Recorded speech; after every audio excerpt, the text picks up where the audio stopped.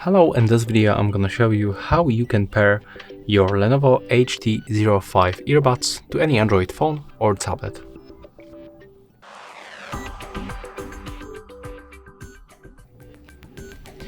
So first of all, you have to remember to input both earbuds inside this charging case and also charge them at least for the 30 minutes by using this USB-C port.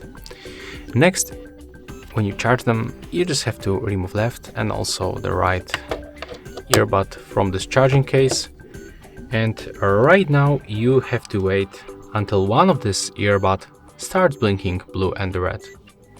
In my case, that's the left earbud that is blinking like that.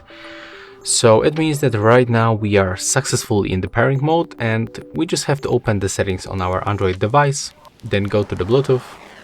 And right now you just have to click on the switcher to activate Bluetooth on your device, and after a few moments just take a look for available devices list, and in this case I can find my HT05 earbuds from the Lenovo on the list, so click on them once and then accept this pairing request. And as you can see right now we are just successfully connected. So yeah, that's all for this video. Hope you like it.